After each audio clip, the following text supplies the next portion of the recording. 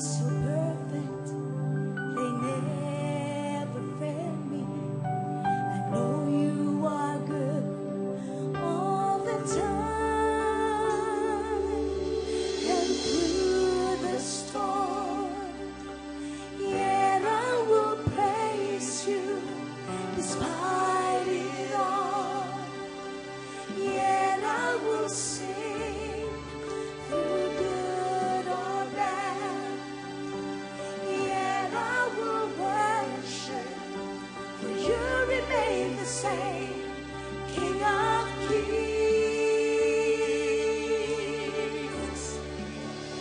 You are the voice of hope, the anchor of my soul.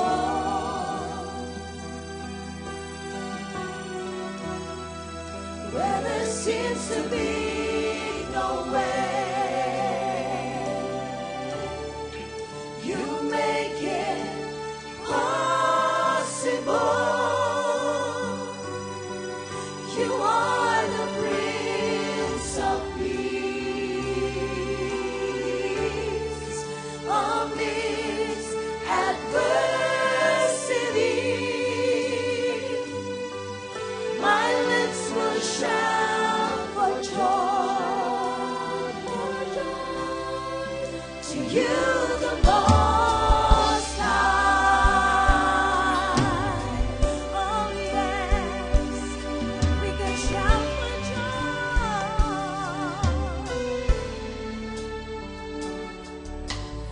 You were the one before time began. There's nothing beyond your control. Amen. My confidence, my assurance, it rests in your unchanging word. Amen. And through the storm, yet I will praise you despite it all. Yet I will sing through good or bad. Yet I will worship, for you remain the same, King of Peace. Oh yes, you are the voice of hope, the anchor of my soul.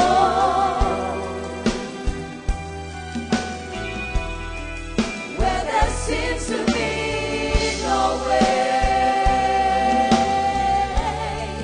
you make it possible. You are the Prince of Peace. Amidst adversity, my lips will shout for joy to you, the Most High. Oh yes, you can shout for joy unto the Lord. Oh, you can open your lips, you can open your mouth to Him today. We worship you, Lord, despite it all. We choose to worship you, oh God. And through the storm, yet I will praise you despite it all. Yet I will sing through good or bad. Yet I will worship, for you remain the same, King of Peace. Oh yes, you are the voice of hope, the anchor of my soul.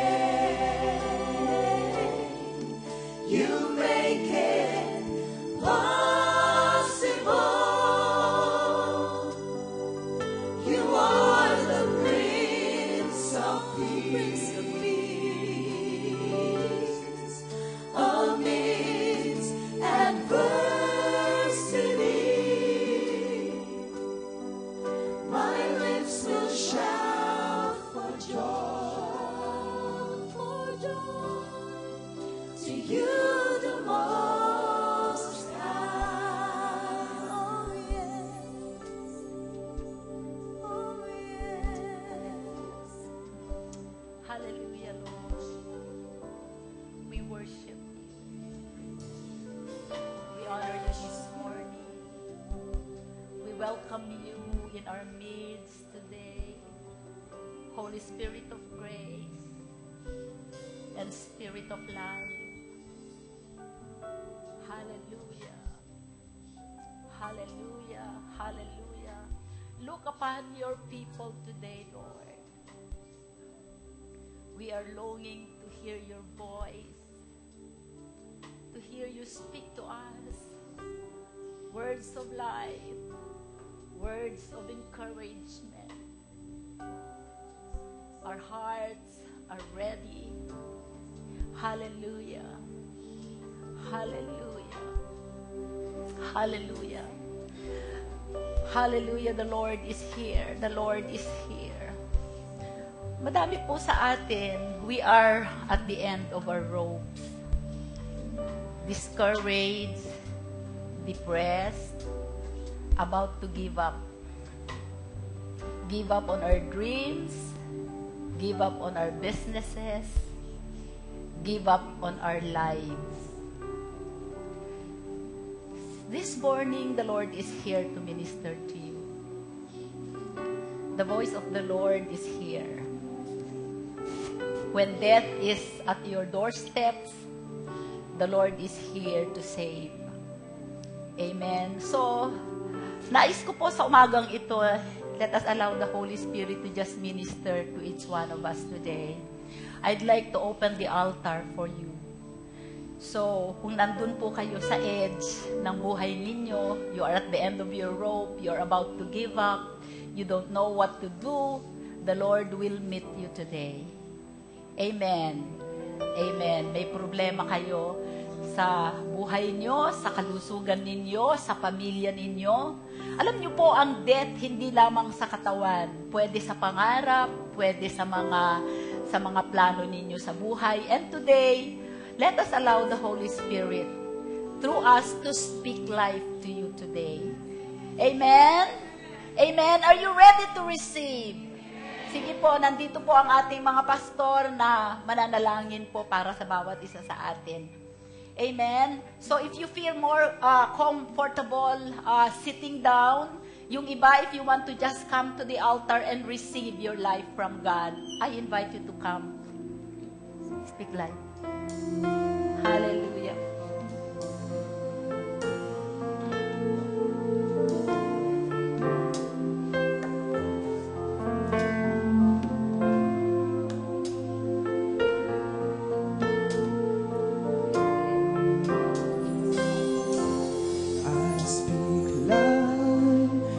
Gonna live, oh my brother, my sister, I speak life.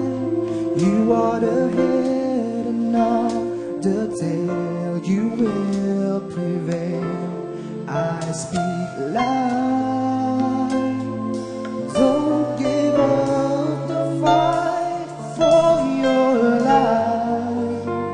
You should live.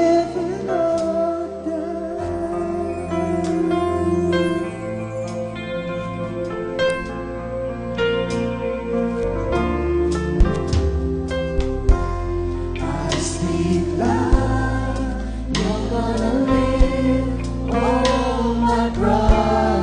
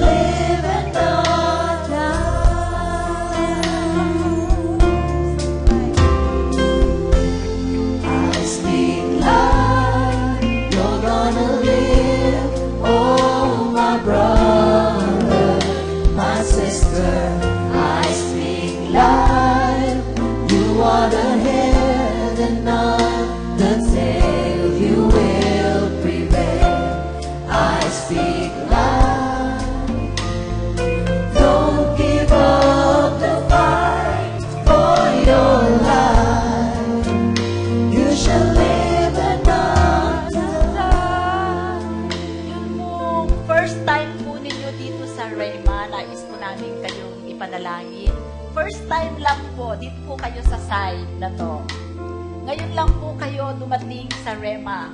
Dito po kayo sa side na ito. Yun pong iba sa inyo na nag-i-struggle sa business. And your business is about to die. Okay? Dito po ang sa mga bago. Yung mga negosyo, yung hanap buhay, yung livelihood, you are discouraged. Yung hanap buhay ninyo, negosyo ninyo, or anything, or if you are planning to go into something like that, come on, let me stay here and we speak life to your livelihood. Yung iba, concerning health, concerning ministry, concerning relationship, pumunta po kayo lahat dito, and I request all the pastors to start ministering. Hallelujah. Let's go.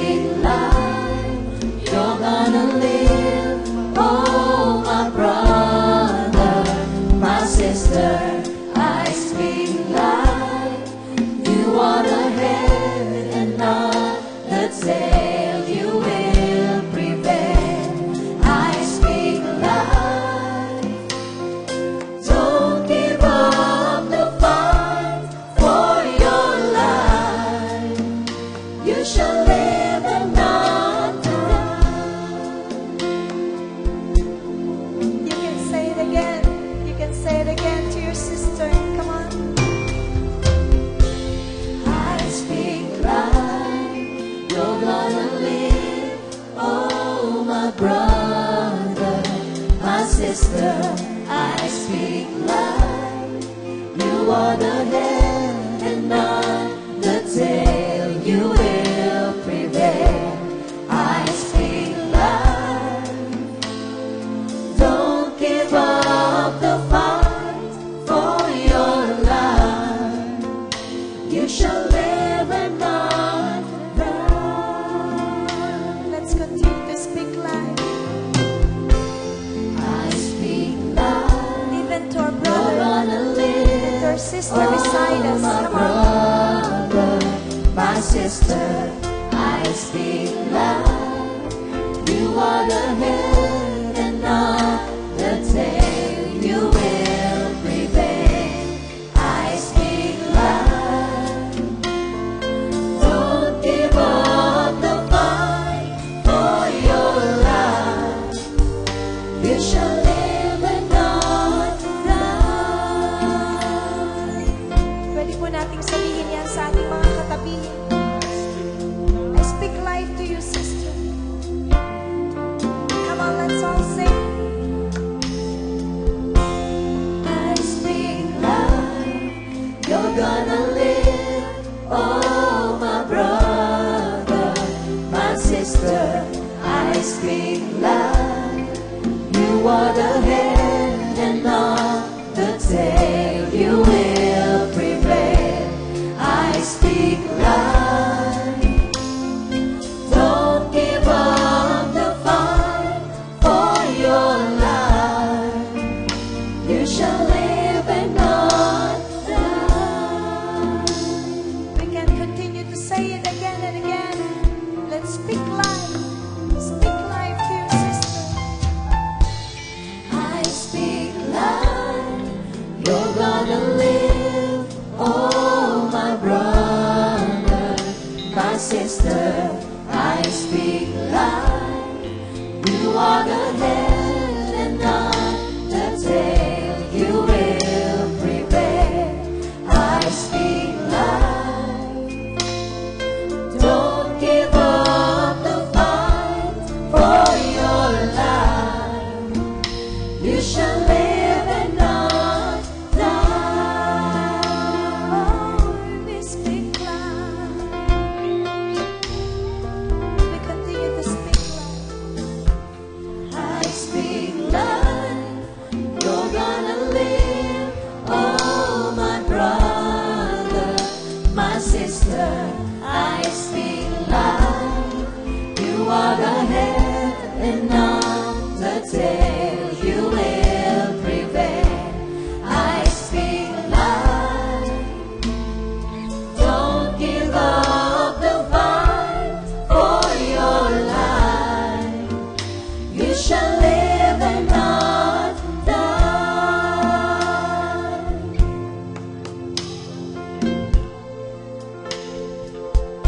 Come on, let's all sing. I speak life.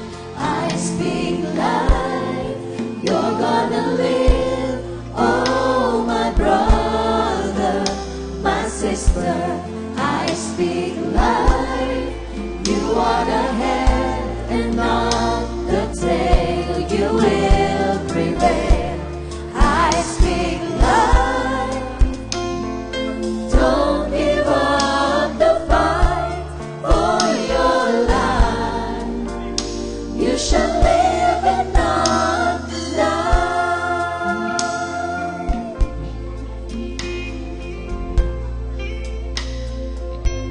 We continue to speak life.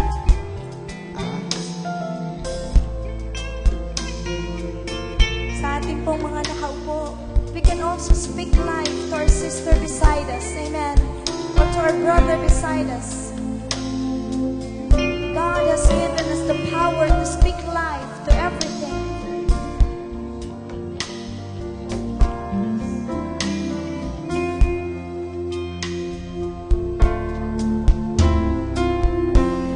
I speak life. You're gonna live. Oh, my brother, my sister, I speak life. You are the head and not the tail. You will prevail.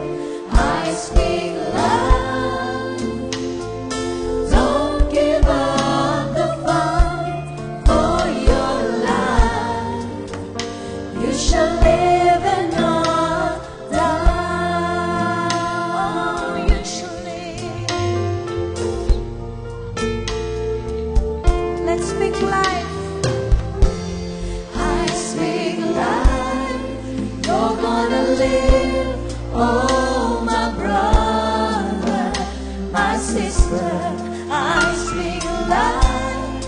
You are the head and not the tail. You will prevail. I speak life. Don't give up the fight for your life.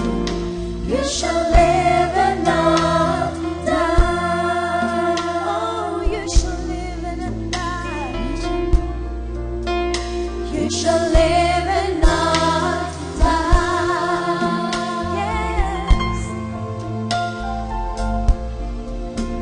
You shall live and not die. I speak life to your life. You shall live and not die. In everything you do, you shall live, you shall live. You shall live and not die. You shall continue to prosper. You will flourish. You shall live and not die. By the grace of God. You shall live and not die. Yes, I speak life. I speak life. You shall live and not die. Speak life to your life. You shall live and not die. Speak life to your life. You shall live and not die.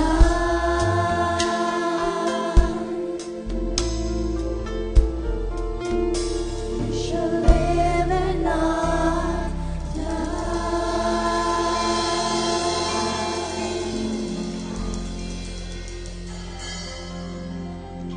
Praise the Lord. Palakpakan po natin ng matindi ang ating Panginoon. Amen? Those things that are dying in your life, they will not only live, they will thrive.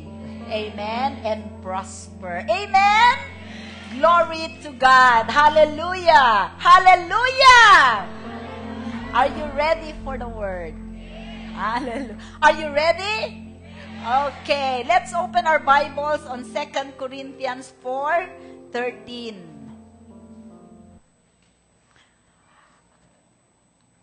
And since we have the same spirit of faith, according to what is written, I believe, and therefore I spoke. We also believe, and therefore speak. Amen. Amen.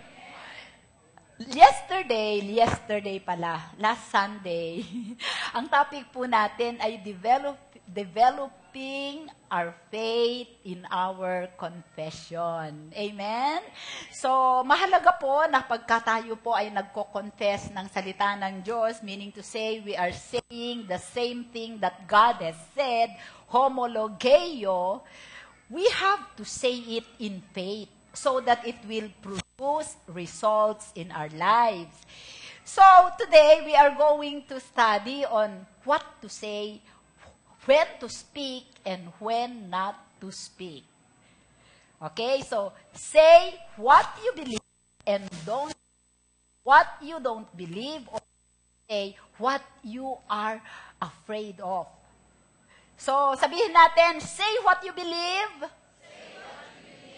Don't say what you fear. Okay. Sa Tagalog, sasabihin mo kung ano ang pinanampalatayanan mo at huwag mong sabihin yung ikinakatakot mo. So, tayo po ay sa ating pong pag-aaral ng Law of Confession, nakikita ko po na sa atin nagmamanifest. Marami po tayong mga kapatiran, nagpapatotoo na nagmamanifest sa kanila yung mga ikino-confess nila. When we confess the Word of God, homologeo, that is creative power. We are releasing a power. So we are not working, we are allowing God to work for us. Okay? But when we say the Word of God and we say it fearfully, it will not produce results in our lives. So we have to learn how to speak our words, how to confess the Word of God in faith. Amen. Amen. And then we have to realize that whatever we speak, if we believe it, it will come to pass, whether it is negative or positive. That's why we said last time po, sabi natin, mag-ingat tayo sa ating mga napapakinggan. Because faith comes by hearing, and hearing by the Word of God. Fear also comes by hearing, and hearing by the word of the world, or by the words of the enemy. Amen? So kung ang pananampalataya po ay dumadating sa pakikinig ng mga salita ng Diyos, pakikinig at pakikinig, meaning to say, napapakinggan natin sa ating tenga, tapos napapakinggan sa ating puso, yun po ay nadidevelop yung ating faith. Pero kung ang lagi nating napapakinggan ay ang mga salita ng mundo at ang mga salita ng dyablo, yun po ang naitatanim sa ating puso at yun ang ating mga nasasabi. Okay. So sa umagang ito, gusto ko po na mag-present sa inyo na dalawang case, two people who spoke their fear, and the one person who spoke his fear and one person who did not speak in times of fearfulness. Amen. So, tingnan po natin si Job. Sino po sa inyo ang nakakakilala kay Job? Okay, kilala po natin si Job. Kung babasahin po natin sa Bible, sa Job verse 1-8, makikita po natin, Job was a very influential person. He is a righteous man. Sabi po sa Job 8:10, then the Lord said to Satan, have you considered my servant Job, that there is none like him on the earth, a blameless and upright man, one who fears God and shuns evil? So Satan answered the Lord and said, does Job fear God for nothing? Have you not made a hedge around him, around his household, and around all that he has on every side? You have blessed the work of his hands, and his possessions have increased in the land. Job was blessed by God. Because not only because he was an upright man. So, because he has that blessing in his life, everything that he touched prospered. And he became the richest man in the East. Siya po yung pinakamayaman sa parteng East. Kanluran ba yun? Silangan. At kung ikaw ay mabuting tao at ikaw ay makatwiran na tao, most likely ma-influensya ka, tama? And when you are able to influence people in righteousness, you are the number one target of the enemy. Okay. So, ngayon, isang araw, umakyat si Satanas. Sabi ng Panginoon sa kanya, we have discussed last week that God is talking about us. Okay? Pinag-uusapan tayo ng Panginoon. Pinag-uusapan tayo ng Trinity sa langit. And the words that the Lord is speaking concerning us are positive words, upbuilding words. Kaya ang tawag niya kay Gideon, you mighty man of valor. Kahit ang tingin ni Gideon sa kanyang sarili, he is the reject of reject. Ang sabi ng Panginoon sa kanila, you are a mighty man. Bakit? Ang Panginoong Diyos, sinasabi niya sa kanyang salita, yung bagay na gusto niyang maging tayo, para if we can, the Lord is speaking to us positive words concerning us, so that if we get hold of the word and speak it to ourselves, we will become that the Lord spoke about us. Kuha nyo? Tinatawag na tayo ngayon ng Panginoon na mayaman kahit hindi pa tayo mayaman, para kung mahawakan natin yung kanyang salita na tayo ay mayaman at yun ay ating sinalita ng buong pananampalataya, tayo ay yayaman. That's why if you look at the Word of God is upbuilding. When you see yourself in the light of the Word of God, you will not be poor, you will not be sickly, you will not be insignificant. Okay. So, tingnan natin, ganun ang Panginoon. So, dumating itong si Satanas, nagkwentuhan sila. Okay? Sabi niya, nakita mo na ba ang aking anak na si Job? Siya ay makatwiran, siya ay blameless.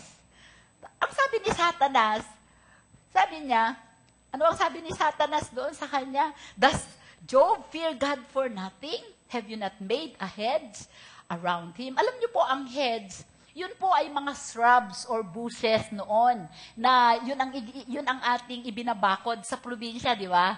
Ganun yon. Okay. So sabi ng Panginoon, hindi ba naggawa ka ng hedge? Binakuran mo siya. Kaya siya pinagpala. And then ito ang sagot ng Panginoon kay Job. Sabi niya, doon sa Job 11:12, but now, stretch out your hand and touch all that he has, and he will surely curse you to the face. And the Lord said to Satan, behold, all that he has is in your power. Only do not lay a hand on his person. So Satan went out from the presence of the Lord. Okay. Alam po ninyo, the Bible, every word in the Bible, all the words in the Bible are not gospel. Amen. Kasi meron tayong thinking na pagka nasa Bible, yun ay totoo. At pagka binabasa natin ang Bible, akala natin yun ay gospel lahat. Okay? Hindi po lahat. Alam nyo, ang isa sa mga aklat na pinaka-misleading ay ang Biblia.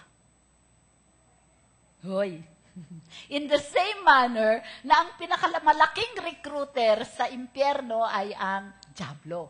Okay? At ginagamit niya ang Biblia. Okay. Pagka binasa po natin itong verse na ito, behold, all that he has is, sabi ni, remember, nag-uusap silang dalawa. Have you considered my son Job? He is a righteous man. He is blameless. Tapos sabi niya, hindi mo ba pagpapalain, matatakot ba sa iyo si Job kung hindi mo siya pinagpapala? Hindi ba binakuran mo siya? Ibig sabihin, hindi ko siya mahawakan kasi binakuran mo siya. Ang sabi ni Lord sa kanya, behold, all that he has is in your power. Only do not lay a hand on his person. Isipin kaagad ng mga tao, ibinigay ni Lord, binigyan ni Lord ng pahintulot si Satanas na silain si Job. Tama? Mali. You can be an upright person. You can be a born-again Christian. You can be serving the Lord, but you can be allowing the devil to ruin your life by what you are saying. Examine po natin, hindi po ipinamigay ni God si Job kay Satanas.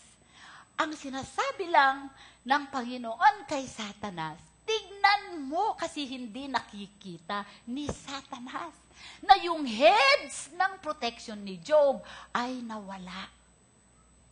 Bakit yun nawala? Alam mo, iniisip ko, I can build a heads of protection by my confession.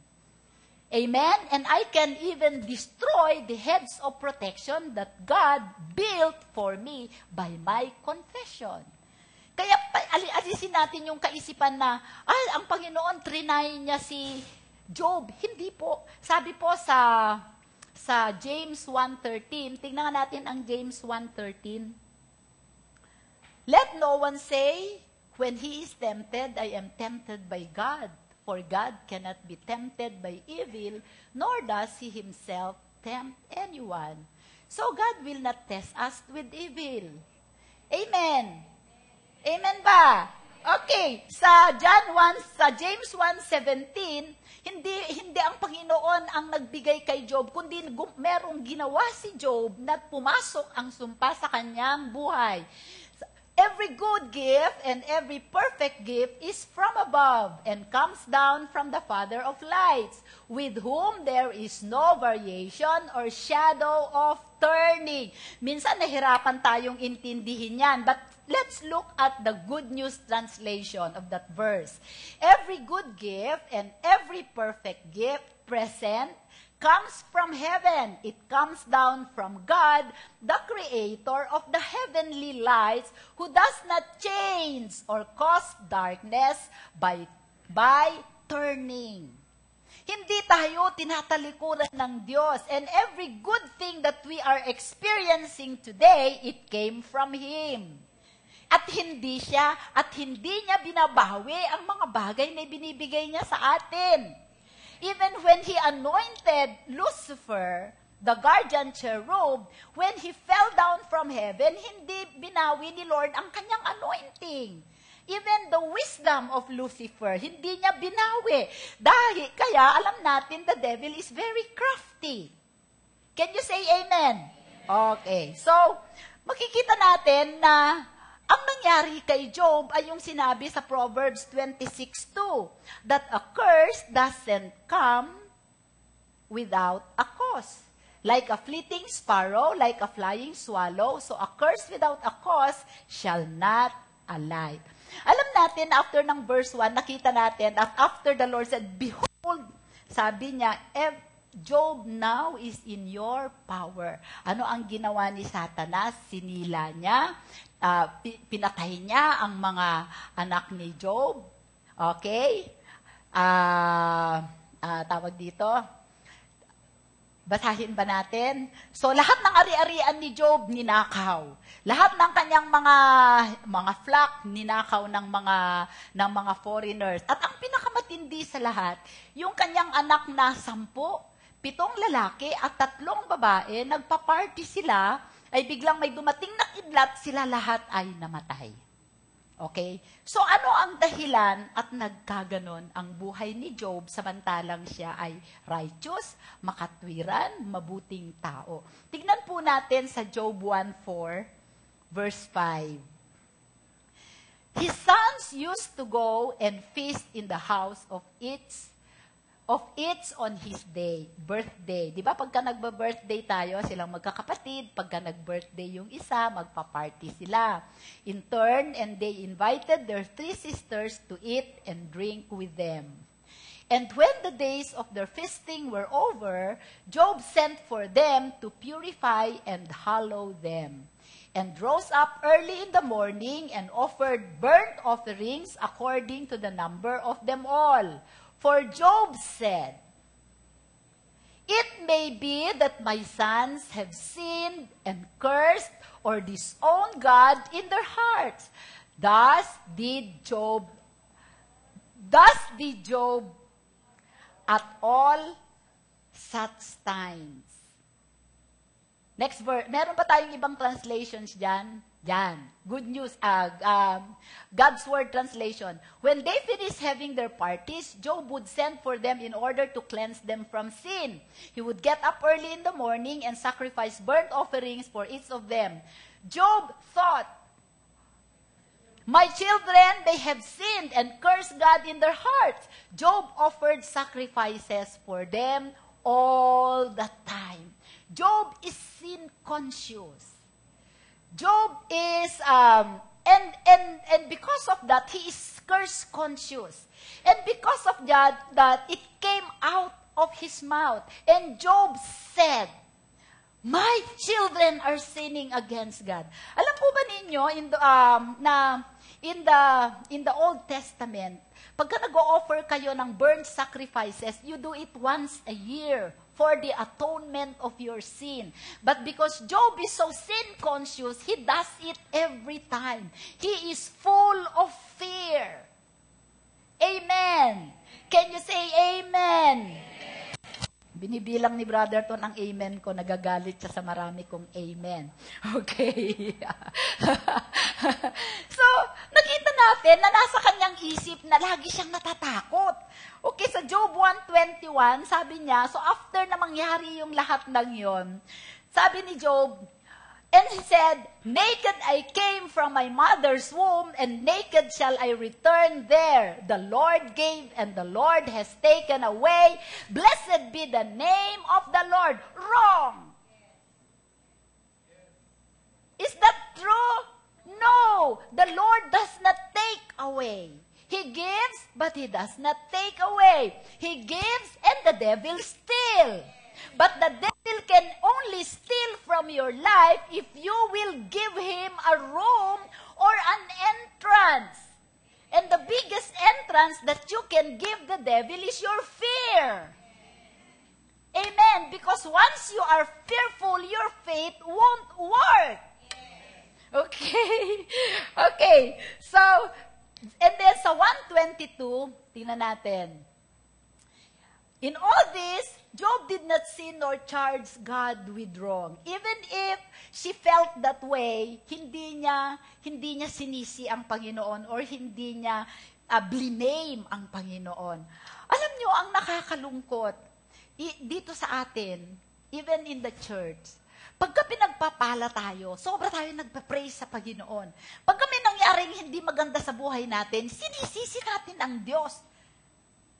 Amen? Oh, si Lord, kinuha niya yung anak ko. Si Lord, binawi niya yung pagpapala ko. Si Lord, nagbigay siya ng negosyo, pero kinuha din niya.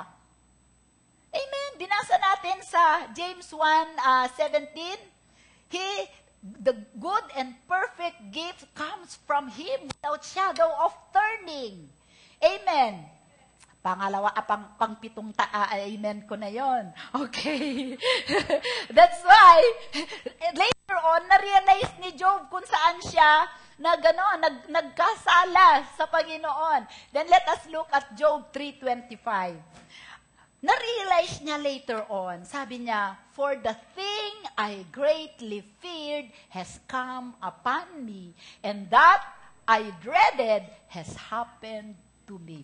Ano yung dinidread niya? Na yung mga anak niya ay magkakasala at isusumpa nila ang Panginoon. That became his care and the reason for his anxiety that brought about fear in his heart. And because of that, he said it. Naglilinger sa kanyang isip.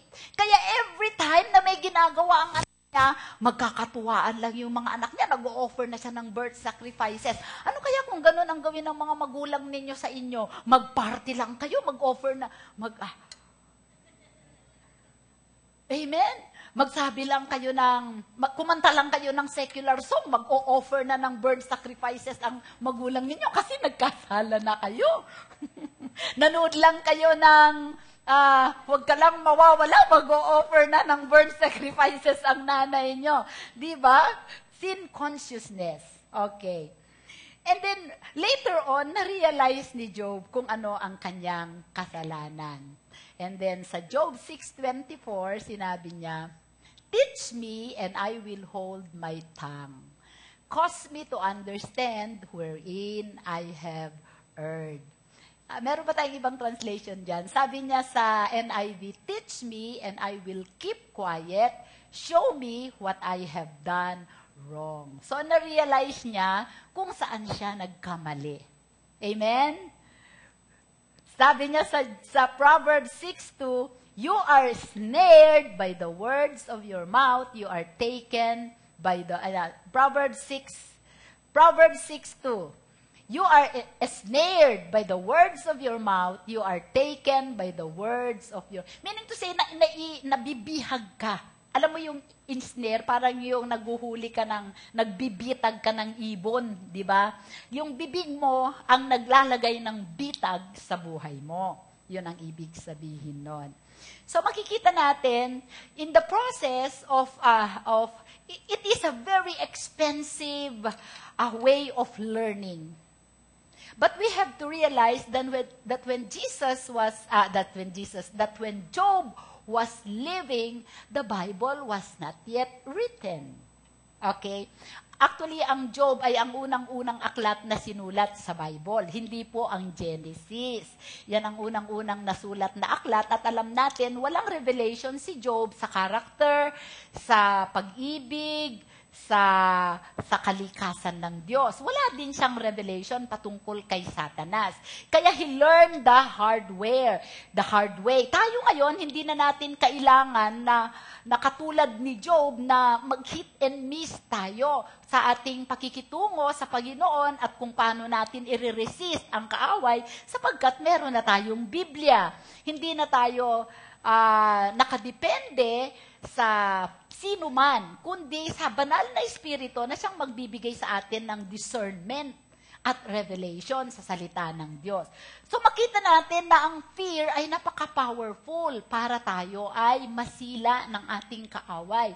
Kaya sabi sa Proverbs 18:21, death and life are in the power of the tongue. So it's not in the power of the devil, it's not even in the power of God na ang magsisira sa ating buhay. And in fact, Job learned the hard way when God told him, sabi niya, do you know the laws of heaven? Job 38 verse 33. Do you know the laws of the universe? Can you use them to regulate the earth? Sa ibang translation, do you know the ordinances of heavens? And can you set your dominion over the earth? The answer is yes, by the words of your mouth. Kaya maingat tayo sa ating mga sinasabi. Kung pwede nga lang, salita lang ng Diyos ang ating sasabihin. Sabi nung pastora, kung salita lang ng Diyos ang aking sasabihin, di wala na akong masasabi, o di mas okay. Di ba? Dahil sa dami ng salita, sabi ng Bible, nandun ang pagkakasala. Proverbs 21:23, in the multitude of words, sin is present. So kung wala kang masasabi, di keep quiet. Sabi sa Bible, let your yes be yes and your no be no. Sabihin mo sa katabi mo, yes. Sa katabi mo sa kanan, no. O, di walang komplikasyon. Pagka sinabi niya, pupunta ka ba sa church? Yes. Sasabihin mo na, no. Mahirap ba yun? Di ba, ang dali-dali? Alam nyo, ang buhay natin talagang madali. Kino-complicate lang natin. Okay. So, tingnan natin, napaka-deadly ang fear sa buhay ng mananampalataya, brothers and sisters. So, pumunta naman tayo sa isang tao na napigilan niya ang kanyang bibig sa panahon na dapat siya ay matakot. Alam nyo, merong mga bagay na ginagawa si Satanas sa ating buhay. Hindi ko alam kung ito iuuna ko ngayon na mamaya na lang pagka natapos. So nakita lang natin yung isang tao na nag-operate siya sa fear, si Job. Nakita natin, very blessed, pero lahat ng mga pagpapala, blessing ni Lord, nanakaw ng dyablo kasi nagkaroon ng entrance ang dyablo sa kanyang buhay sa pamamagitan ng bagay na kanyang inisip na itanim sa kanyang puso dahil ito ay kanyang sinasabi. So every time na kung 10 ang anak mo, sabihin mo na lang ipinanganak January to October, buwan-buwan nagpa-party sila, di buwan-buwan ka nag-o-offer ng burnt sacrifice, di buwan mo iniisip, wala kang rest. Lagi mong naiisip na, nagkasala ang mga anak ko, sinumpa nila si Lord. Paano ka magkakaroon ng rest? Di meron kang torment. Okay? So tingnan naman natin yung isang bahagi. Yung, do not say anything when you are fearful. Mark 5, dito i-demonstrate sa atin ng Panginoong Jesus kung paano tayo mag-behave in situations na tayo ay natatakot at maraming pagkakataon na tayo ay natatakot. Amen. Mark 5:22-24. And behold, one of the rulers of the synagogue came, Jairus by name. Basahin nga natin ng sumabay nga kayo sa atin para magkanoon naman ng live itong ating sanctuary. 1, 2, 3, go! And behold, one of the rulers of the synagogue came, Jairus by name, and when he saw him, who is him? Jesus. He fell at his feet and begged him earnestly, saying, my little daughter lies at the point of death. Come and lay your hands on her that she may be healed and she will live. Stop. Kung kayo si Jairus, may takot kayo? Natural! Ano ba kayo? Pagka namamatay na ang anak nyo, hindi ba nakakamatay? Meron kayong fear sa puso nyo, tama? Natural yun. So, kaya nga, alam nyo, si Jairus, kakaiba ito sa mga synagogue ruler. Kasi ang mga synagogue ruler, inutusan sila na huwag silang manampalataya sa Panginoong Jesus. And in fact, pagka nakita sila sa nakikisama sa Panginoong Jesus, they will be taken out of the synagogue. Mawawala yung kanilang pagiging synagogue ruler. Pero ito, lumuhod siya sa Panginoon. Why? Because he is so concerned about his daughter. Namamatay na, naghihingalo, kung baga. Okay. Sabi niya, my little daughter is at the point of death. But look at his faith. Okay, sabi niya, come and lay your hands on her that she may be healed and she will live. What is Jairus' faith? If Jesus will come with him to the house, lay hands on the daughter will be healed and the daughter will live. So yun ang kanyang faith. Okay, let's go. So Jesus went with him, and a great multitude followed him and thronged him. So siya ay nasikipan sa madaming tao na lumapit sa kanya. Go. Now a certain woman had a flow of blood for 12 years, and had suffered many things from many physicians. She had spent all she had and was no better, but rather grew worse. When he heard about Jesus, she came behind him in the crowd and touched his garment. For she said, if only I may touch his clothes. What is the faith of the woman? If only I may touch his clothes, I shall be made well. Immediately, the fountain of her blood was dried up, and she felt in her body that she was healed of the affliction. And Jesus, immediately knowing in himself that power had gone out of him, turned around in the crowd and said, who touched my clothes? But his disciples said to him, you see the multitude thronging you, and you say, who touched me? And he looked around to see her who had done this thing.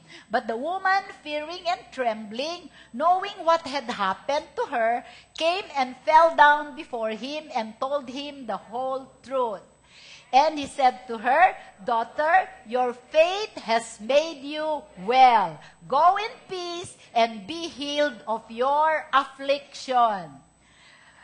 While he was still speaking, some came from the ruler of the synagogue's house who said, your daughter is dead. Why trouble the father? Why trouble the teacher any further? Amen? Oh, stop. Stop. Okay, ito si Jairus. Kwento muna natin. Ito si Jairus. Namamatay na ang kanyang anak. So, pumunta siya sa Panginoong Yesus, lumuhod siya. Kung ikaw ay sasama sa akin at ipapray over mo yung aking anak, siya ay gagaling at siya ay mabubuhay. Habang papunta na, sasama na si Jesus sa kanya, bigla siyang hinarang ng babae. Itong babae na nagdudugo ng 12 years na mayaman, okay, nawala na ang pera niya, naubos na ang pera niya sa kapagpapagamot. Hindi lang naubos ang pera niya, brothers and sisters. Siya ay iniwanan din ng kanyang asawa at iniwanan ng kanyang pamilya because in those days, kung ikaw ay may bleeding, hindi mo dapat nakahawakan ang mga tao. Pagka hinawakan mo ang mga tao, they are defiled. At ang ruling nila noon, kung ikaw ay lalabas, ikaw ay kukuha ng shawl, ganyan. Tapos, idideklara mo, pagkalalabas ka sa maraming tao, ha? Sasabihin mo, ang clean! Ang clean! Ang clean! Okay? Para hahawiin ng mga tao ang dadaanan mo. Itong babaeng ito, hindi niya ikinonfess na siya ay unclean. Get it? Sapagkat nananampalataya siya, the moment na mahawakan ang laylayan ng damit ni Jesus, magaling na siya. Amen? Okay. So, kung may sinasabi ang tradisyon natin o relihiyon natin na contrary sa salita ng Panginoon, huwag mong sabihin if you are believing for something. Amen? At ang ginawa niya, instead na maglakad siya, siguro, I bet you, gumapang pa siya para mahawakan lang niya ang laylayan ng damit ni Jesus. Amen? So, habang Bakit siya? Why was she trembling when Jesus identified that she was the one who touched Jesus' clothes? Kasi, brothers and sisters, nandun ang synagogue ruler. Si Jairus ay synagogue ruler at kilala niya itong babaeng ito. At pagka ikaw ay lumabag sa kautusan, lumabas ka nang hindi ka nagsyol at hindi ka sumigaw ng unclean, pwede kang pahuli ni Jairus at ikaw ay pabato hanggang ikaw ay mamatay. Nakita niyo yung risk ng faith na tinake ng babae because of what she believed? Nakita niyo? And yet tayo, gusto natin manampalataya sa Panginoon na wala tayong ginagawa, wala tayong iniririsk. Okay, so dahil sa, itong si Jairus, nakatingin lang. So, kaya sobrang takot niya na inamin niya sa Panginoong Jesus na noong nahawakan niya ay gumaling siya. So, sa parte ni Jairus, kung ikaw naman si Jairus, ang pag-asa mo ay si Jesus. Dahil ang pananampalataya mo nasa Kanya. Tapos biglang hinarang nitong babaeng ito. Gumaling na nga, nagpatotoo pa. Nagpatotoo pa ng pagkatagal-tagal. Gusto niyo, kung ako si Jairus, kukunin ko ang Panginoong Jesus. Okay, magaling na siya. Anyway, she's healed. Come with me. Diba? Pero hindi niya yun ginawa. Naghintay siya. Amen. Siguro yung 2 minuto nagpapatuto yung babae as if it's 10 years para kay Jairus. Anyway, habang nagsasalita pa, while they were still speaking, yung katulong, yung kasabahan nila sa bahay, dumating na. Sabi niya, your daughter is dead. Pero ano ang ginawa ng Panginoong Jesus? Do not trouble the teacher any further. Pero, narinig yun ng Panginoon. Jesus heard that. And He said in 5:39, as soon as Jesus heard the word that was spoken, as soon as Jesus heard the word that was spoken, amen, He said to the ruler, do not be afraid, only believe. In other translation, it says, fear not, believe only. So, Jesus was saying, shut up. Don't say anything. Don't express your fear. Okay? Don't say anything. And then, do not be afraid, only believe.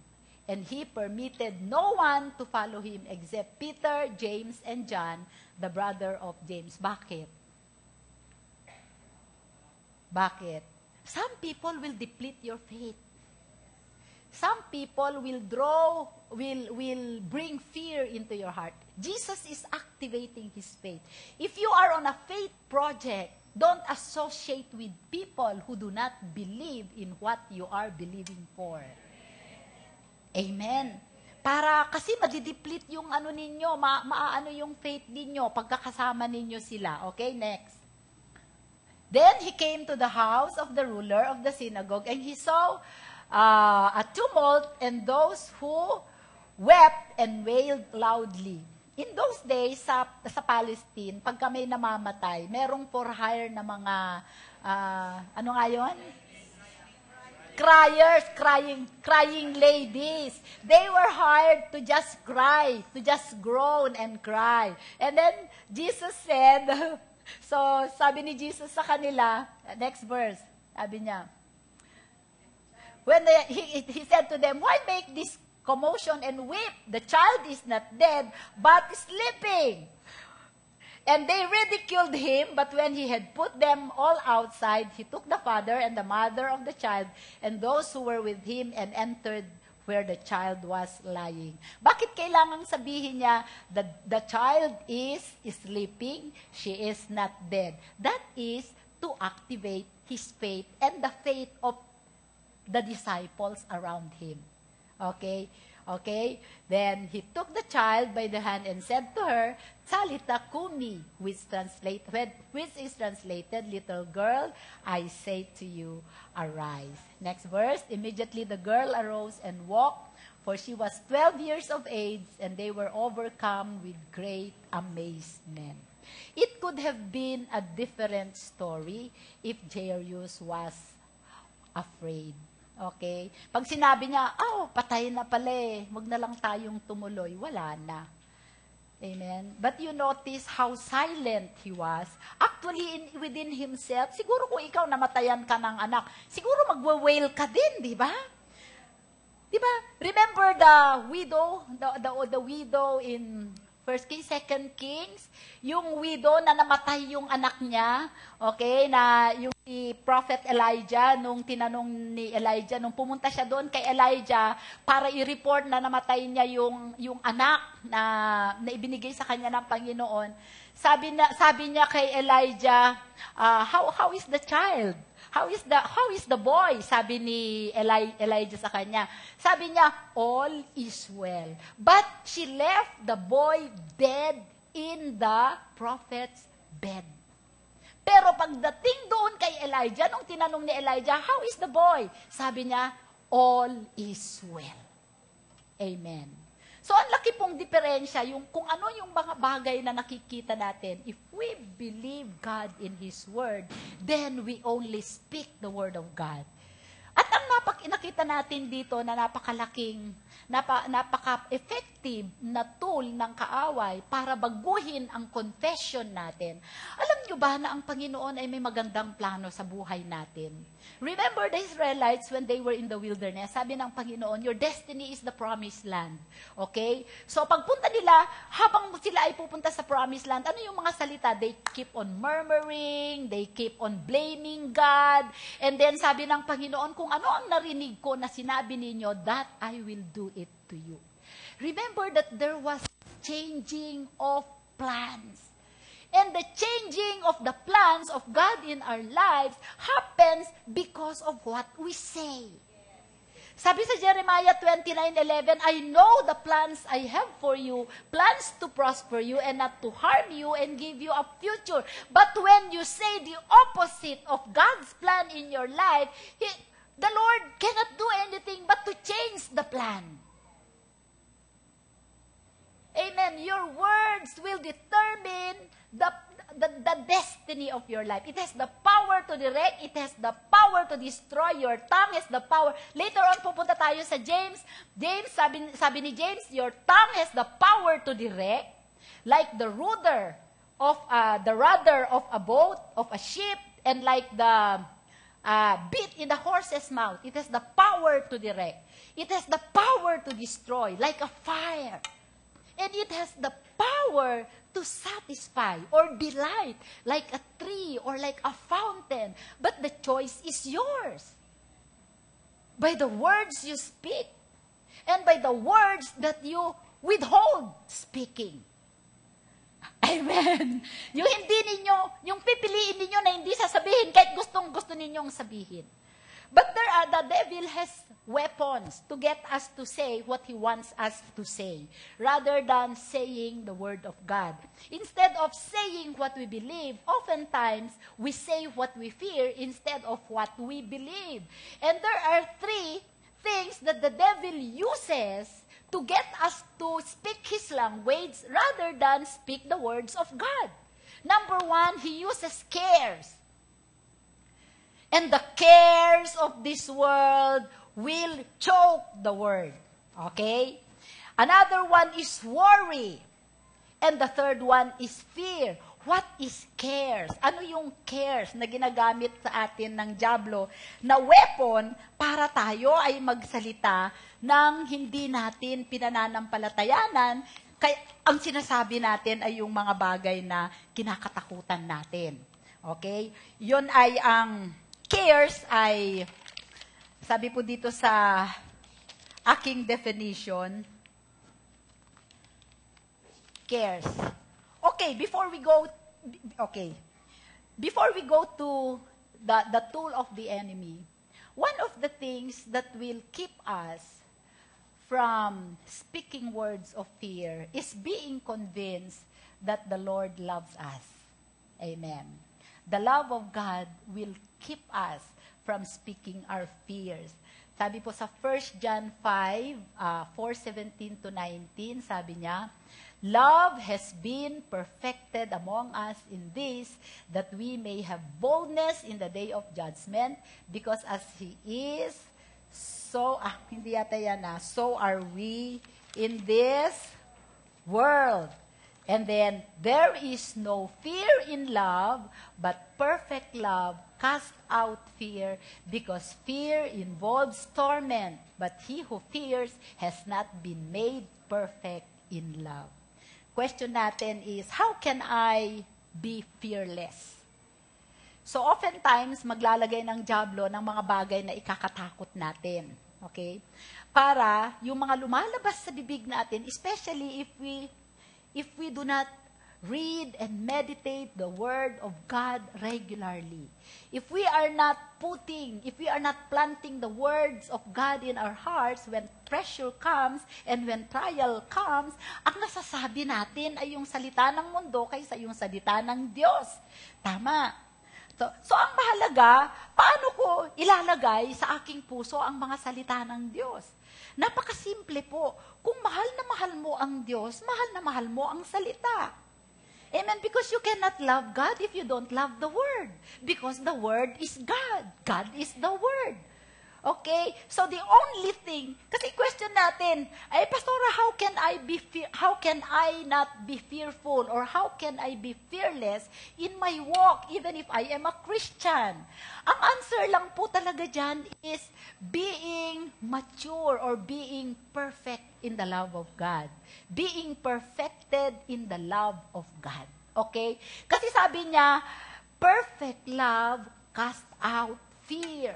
So the only thing that will take away fear from our hearts is perfect love.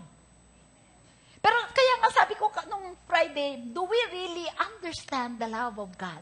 There are two stages in understanding. Number one, do we understand and receive the love of God towards us? Are we receiving it? Some of us do not want to receive it. Amen. We refuse to receive the love of God. Number two, if we cannot receive the love, we cannot dispense love at all to anyone. Okay, yung pagtanggap po natin ng pag-ibig ng Panginoon, unless we receive it, we cannot be perfected in it. And until we believe that Jesus loves us as much as that God loves us, as much as He loves Jesus, fear will always be with us. Kahit anong bagay, katatakutan mo. Okay? So, anong ibig sabihin ng perfect love cast out fear? The word perfect there is mature, complete. Okay? It is mature. Perfect love. Love is agape, unconditional.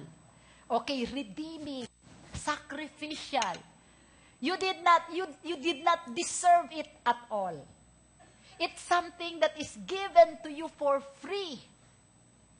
Amen. Kaya, hindi po pwedeng sabihin na mahal ako ni Lord kasi nagsaserve ako. Mahal ako ni Lord kasi nagbibigay ako. No way. Mahal ka ni Lord kahit pangit ka, hindi ka naglilingkod, makasalanan ka, punong-puno ka ng kawalanghyan sa buhay mo, mahal ka pa rin ni Lord. That is the love of God. Kahit pumatay ka ng bilyong-bilyong langgam, tao, mahal ka pa din ni Lord. Kahit nagnakaw ka, nagpa-abort ka ng anak ng babae ka, ng lalaki ka, kahit ano ka, yan ang pag-ibig ng Diyos. And you have to believe and receive that kind of love before you can be perfected in that love. Okay. So, sabi niya, if we don't have that love, we will not have boldness. Boldness is confidence. Confidence is faith. Because if you have confidence and boldness, sabi niya, you will be bold in the day of judgment. You will not only be bold in the day of judgment because you believe when you receive that God kind of love, you will be saved. You are not under scrutiny. You don't fear the past. You don't fear the future. You don't fear today. Maraming mga tao na fearful sila sa buhay nila. Kasi paano kung nalaman nung aking asawa, nung church na ganito pala ang history ko, baka malaman nila. Parang maraming mga tao, they are so afraid of what they have done in the past. Hello? But the love of God you don't have fear of the past. You don't have fear today because you are under the blood and you are hidden in Christ. You don't fear the future because you have a blessed hope. So you don't fear. No fear in love. Okay? So you have boldness, you have confidence, and perfect love casts out fear. Cast out came from the word casting. Came from the Greek word epiripto, meaning to say, epi, upon, okay, or on top of something. And ripto means to flung with force, to throw away with force. Para bang yung meron kang bagaheng mabigat, itatapon mo sa likod ng kamelyo o horse. Alam mo yon? The epiripto. So, pagka sinabi sa Bible na cast all your cares, doon sa 1 Peter 5:7, meaning to say, flung it with force on top of someone. Ang nangyayari sa atin, we do not have confidence because we have a lot of cares. Sabihin mo, cares. Ano ba ang cares? So number 1, we know that we are being perfected in love when we have confidence. 4 na bagay will perfect our love. Confidence. Okay? Iisa-isahin ko yan kung may time ako pero parang wala na akong time. Bibilisan ko na lang. Amen? Confidence and then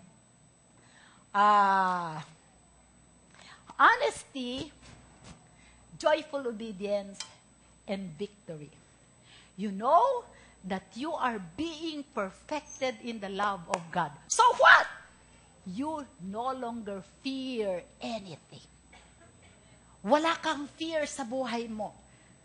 Okay? So when you don't have fear, it's so easy to believe God. It's so easy to believe God for your healing, for your prosperity, for your deliverance, for your wholeness, for your restoration, because you fear not. Okay, so confidence. Confidence, sabi natin, is boldness. It is, okay, at yung boldness na yon ay manggagaling po doon sa knowledge na mahal tayo ng Diyos. Okay? Sabi po dun sa binasa natin kanina, dahil alam mong walang torment sa buhay mo. Ano ang fear? Fear is torment. Fear is dread. Meron kanyo, halimbawa, takot akong sumakay ng eroplano kasi baka mamatay ako. Alam mo, ang pinagmulan ng lahat ng takot is fear of death. Bakit hindi nagbibigay ang tao? Takot mawalan ng pera, baka walang pambili ng bigas, mamamatay. Bakit ayaw niyang mag-serve? Kasi takot siya na mawalan siya ng trabaho, wala siyang pambili ng mamamatay. Yon. So, ang fear, nagmumula lahat yan sa fear of death. Okay? So, ayaw niyang sumakay ng eroplano kasi baka mamamatay. Ayaw niyang humiwalay sa kanyang kabit kasi wala nang magpapakain sa kanya, nagpapakain sa kanya, mamamatay siya. Yun lahat yon. Okay, so, ayan. So, ang cares po, it came from the Greek word merimna, which means anxiety over material concerns. Yon. It is described as any affliction, difficulty, hardships, misfortune, trouble, or complicated circumstances that arises as a result of problems that develops in our lives. Mahihirapan ako pagka ayoko mag-church sa Marikina kasi ang layo, mahihirapan ako, wala akong pamasahe, cares. Okay? So, it can be financial related, family related, relationship related, business related. Those are merimna cares. It brings difficulty. Mahihirapan ako, mai-inconvenience ako, ganyan ako, wala akong damit, wala akong ganito. Material related. Okay. And then, kaya nga sabi po doon sa Matthew 6:31, King James Version, sabi po, therefore, take no thought saying.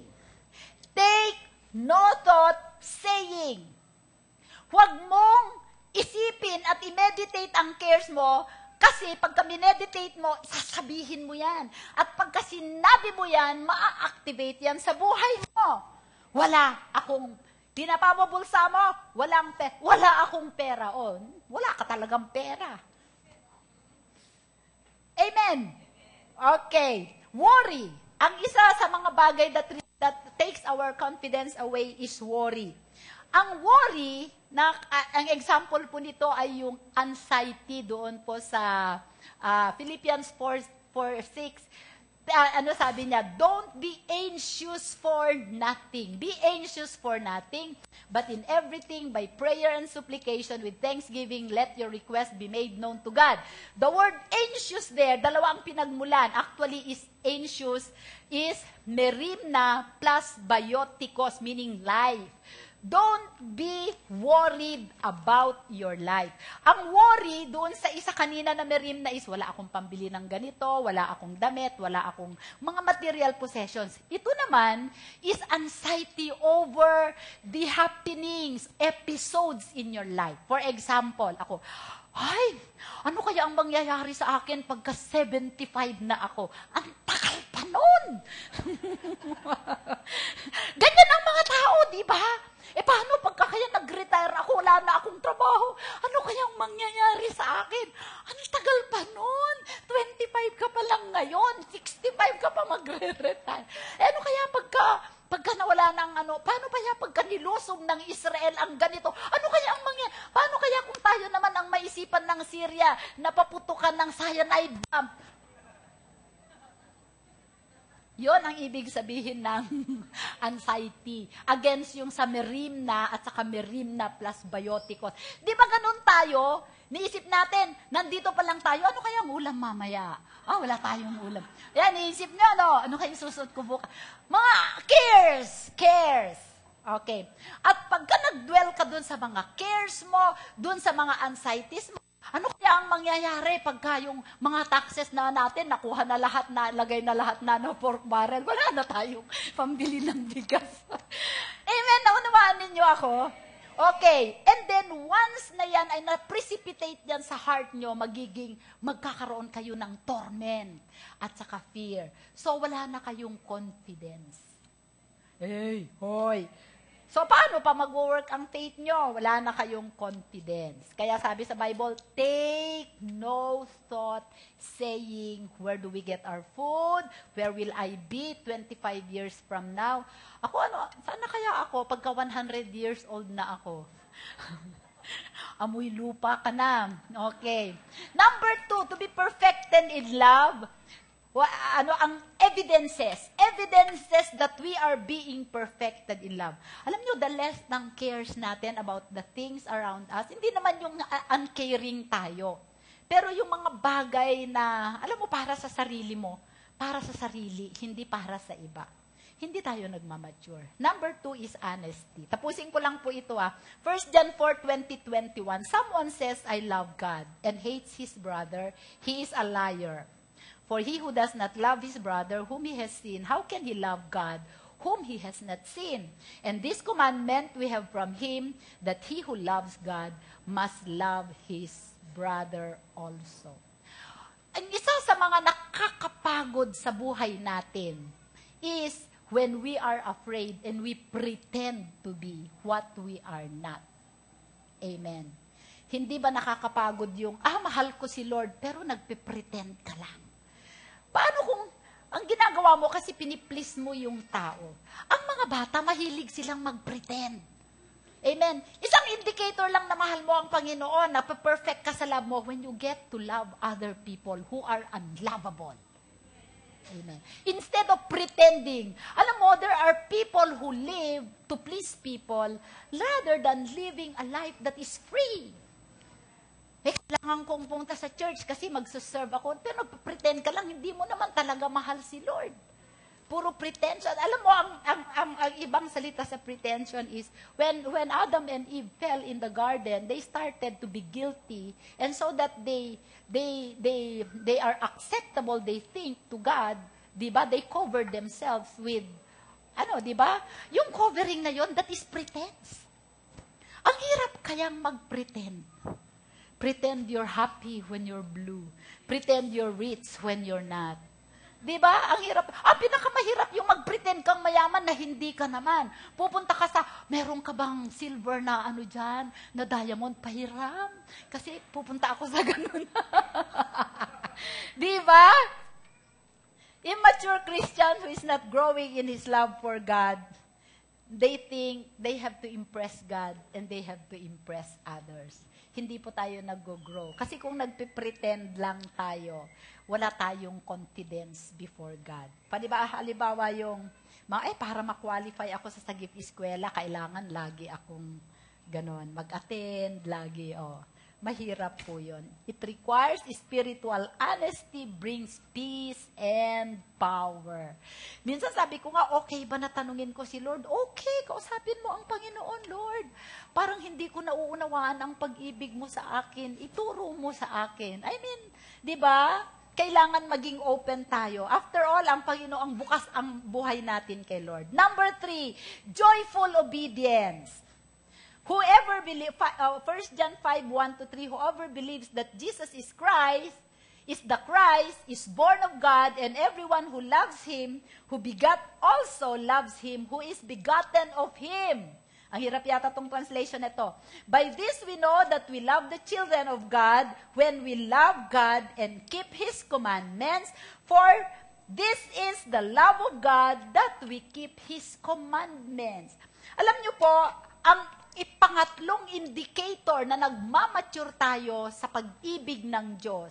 Meaning to say, hindi na tayo masyadong fearful sa buhay natin is when we obey the word of God joyfully. For the commandments of God is not burdensome. Alam nyo, iba yung sumusunod ka na wala kang joy. Ka-equivalent din yan ng disobedience. Parang yung disobedience at saka yung delayed obedience at saka yung unjoyful na obedience, pare-pareho lang yan. That is equivalent to disobedience. Alam niyo si Haring David, sabi, kung ang salita ng Diyos ay mahal mo, magiging masaya ka sa pagsunod nun. Si Haring David sa Psalm 119 verse 97 said, "Oh, how I love your law. It is my meditation all the day." Kung mahal natin ang salita na, if we can turn the law of God, the commandments of God, into a song, into a poem, into something that will make us happy, then fear is totally out in our life. Kasi, bakit? When you are joyful, when your heart is bubbling about the Word of God, it means the Holy Spirit is making it alive in you. It belongs to you. It is a rhema. It brings peace. Na kahit ano ang pinagdadaanan mo, kahit sabihin pa ng doktor, mamamatay ka na, sa December, katulad nung ipinag-pray ko sa Sagip Eskwela last Sunday, sabi ng doktor dun sa anak niya, hanggang December na lang mabubuhay tong anak mo. Ay, katakot na, hindi yan totoo, hindi yan totoo. Amen. If you can turn God's law, commandments into songs of worship, into songs of rejoicing, and into poems, into whatever, into art, whatever you want, then the fear of the devil is away from your heart. Okay, so that is joyful obedience. Paborito ko ito dati, yung kantang Psalm 19 verse 7-11. Sabi niya, sige nga, padaanan nga natin, sandali lang. The law of the Lord is perfect, converting the soul. The testimony of the Lord is sure, making wise the simple. The statutes of the Lord are right, rejoicing the heart. The commandment of the Lord is pure, enlightening the eyes. Amen? Ano pa? The fear of the Lord is clean, enduring forever. The judgment of the Lord are true and righteous altogether. So, if we love the Lord of God, we are away. Walang puwang sa atin ang worry, anxiety, and fear. And number 4, evidence that we are being perfected in the love of God that casts out fear. Nauunawaan po ninyo tayo kung saan tayo nagpupunta. Amen. Ang topic natin ay kung magsasalita tayo out of fear, yung sinasabi natin will hinder the manifestation of the thing that we are aspiring or asking God to manifest in our lives. But if we only speak the word of God in faith, it will come to pass. Amen. So, ang pang-apat na evidence that we are being perfected in the love of God that casts out fear, number 1 is confidence. Number 2 is honesty. Alam mo, kahit sa sakit, sasabihin mo, may bukol ka dito, sasabihin mo, oh, sister, may bukol pa. Walang bukol. Nakikita ng mga tao may bukol. Weird, yung mga Kristiyano, weird. Sabihin mo, may bukol. Pero, yan ay matutunaw sa salita ko. Amen. When you say the word of God, you cannot be lying. Because God is truth. The word of God is truth. John 17:17. It may not be manifesting at once, but it will soon manifest because it is the truth. Okay, number 4 is victory. Number 1, confidence. Number 2 is honesty. Number 3 is joyful obedience. Number 4 is victory. 1 John 5:4-5. For whatever is born of God overcomes the world. And this is the victory that has overcome the world. What? Our faith. What overcomes the world? Our faith, not our fear. Our faith. You say, our faith. Who is he who overcomes the world but he who believes that Jesus is the Son of God? If you are a son of God, born from the Word, born from above, it is very natural for you to be victorious all the time. As it is so natural for you to obey with joy, as it is natural for you to be honest, because you cannot go against your nature. Your nature is love. Your nature is joy. Your nature is victorious. So there is no place for fear in your heart. Then you are, if you can believe that and if you can receive that, then you are being perfected in love, that no fear can exist in your mind or heart. Parang ang hirap, no? Pero ang dali. Victory. Okay. The Greek word for victory and the Greek goddess of victory is called Nike. Yung Nike. Sa atin, sinasabi natin, Nike. Just do it. Pero ang tamang pronunciation nun ay Nike. N-E-E-K-A-Y. Nike. Hindi Nike. Okay, Nike. Which simply means victory. Okay? Christians live in a real world and are beset with formidable obstacles. But if we are born of God, we are born to be victorious. Okay? Because, sabi niya dito, whoever, but who believes, sabi niya, for whatever is born of God overcomes the world. And this is the victory that overcomes the world, our faith, meaning our confidence. Okay.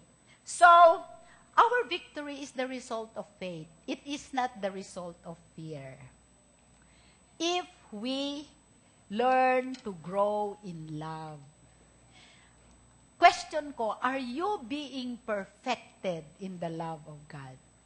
You know that you are being perfected in the love of God when your cares, your worries, and your fears are being eliminated day by day. Hindi naman po bigla yun. Okay?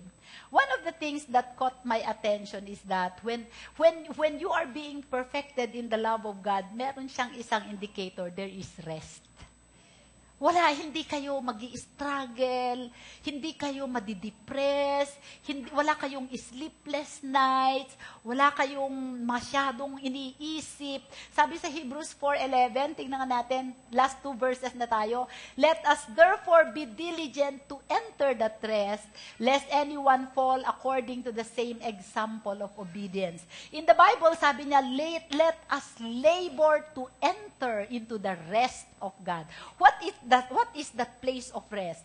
The place of rest is the place where we understand and operate in God's perfect love. Okay, and then sabi ng Panginoong Jesus sa John 4:13 ba yun? John 4:13, 14:30. Sa John 14:30, sabi ni Jesus, I will no longer talk much with you, for the ruler of this world is coming, and he has nothing in me. Can you say with all your heart, for you to be operating in faith, can you say, the devil has nothing in me? He has no entrance, no care, no fear, no torment, no worry, no anxiety. Devil, you have nothing in me. You have nothing in me. So, you will not permit the devil to come into your mind, in your heart. Kaya sabi sa Isaiah 26:3, he keeps him in perfect peace, whose mind is stayed on thee. When we stay our mind with God, we stay our mind with the Word, and we believe and receive God's love for us, guilt is taken away. Even if we mess up, because you understand the love of God, you have no guilt, no condemnation. But it doesn't mean that you have a license to sin, because sinning is against your new nature. You just operate in your nature as a born-again child of God. You just flow in the love of God, in the faith of God, in the confidence of God, in the provision of God, in the protection of God. You keep your mind in perfect peace. You just receive. That is the gospel of grace. So, you can have victory all the time. So, your life is from victory to victory. So, if you have that in your mind, those things are the ones that are coming out of your mind. Did you learn something today? So, tayo po ay tumayo. Sabihin natin, Heavenly Father, teach me to say what I believe. I believe your word. I believe your promises. I believe that you love me. I believe that I'm an overcomer, that everything that I confess, I will possess according to your word and according to your will in my life. Thank you for your word. Thank you, Holy Spirit, for acting on my confession and bringing to me all the manifestations of the things that I declared, I said, I confessed in faith, according to your will, in Jesus' name, amen.